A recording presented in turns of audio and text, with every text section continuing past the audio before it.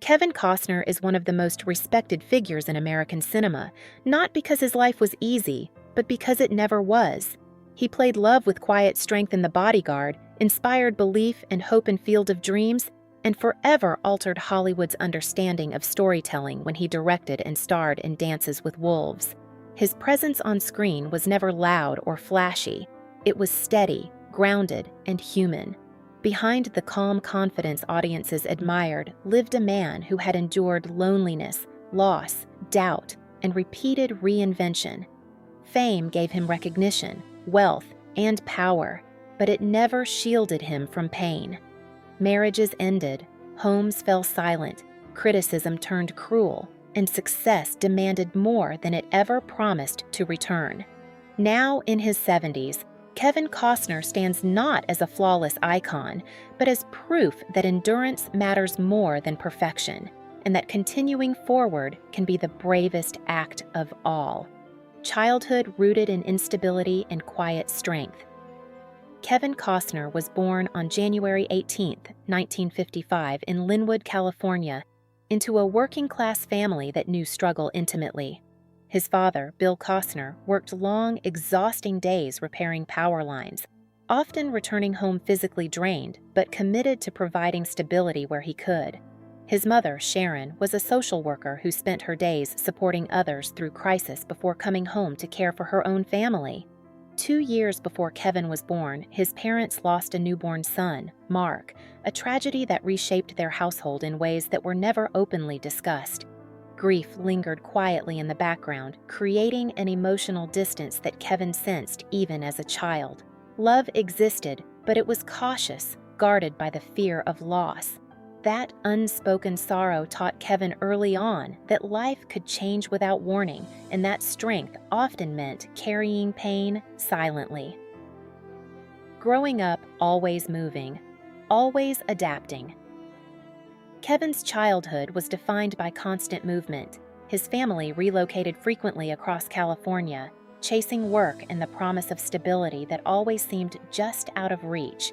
Each move meant leaving behind friendships before they could deepen and starting over in classrooms where he felt unseen.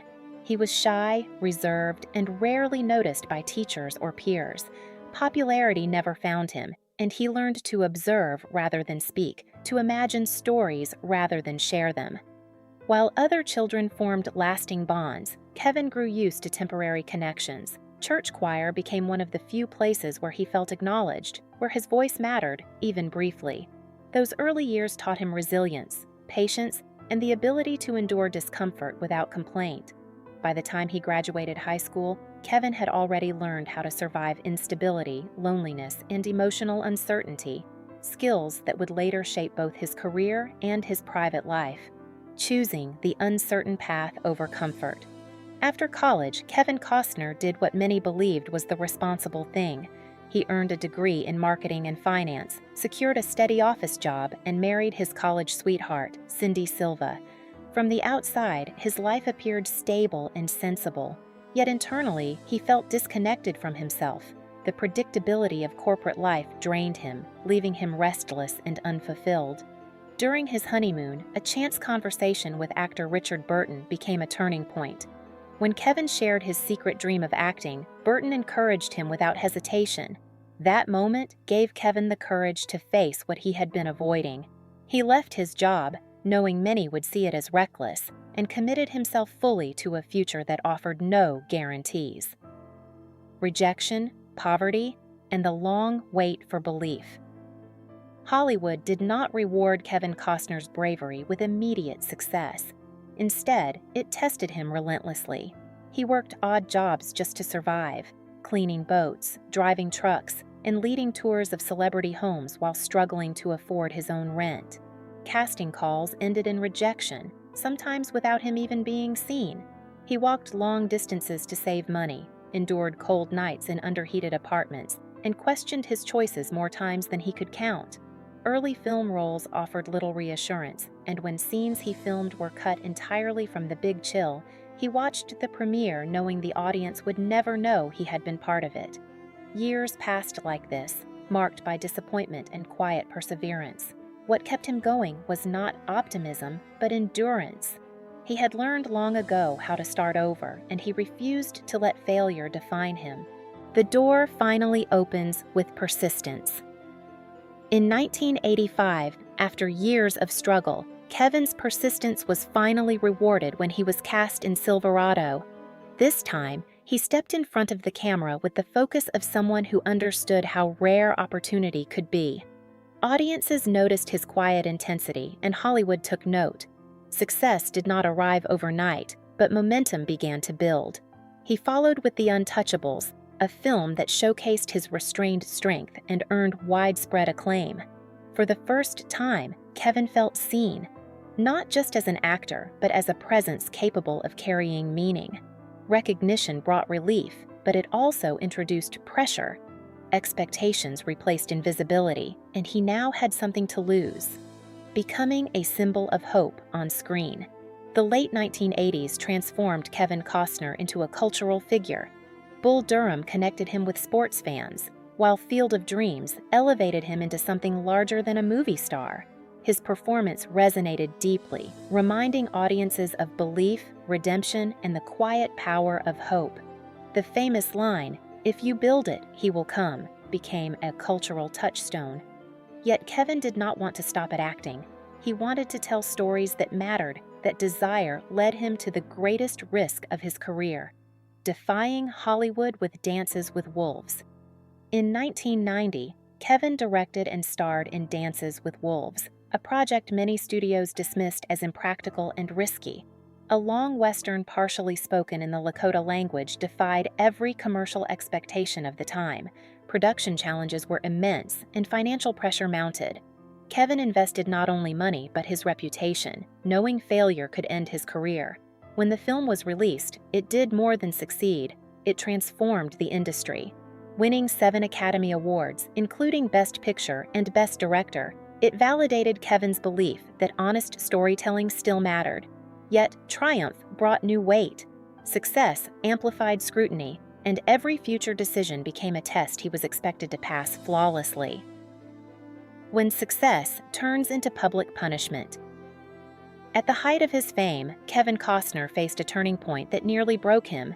Waterworld became a symbol of excess and risk in the public eye, despite the genuine effort and danger involved in its production.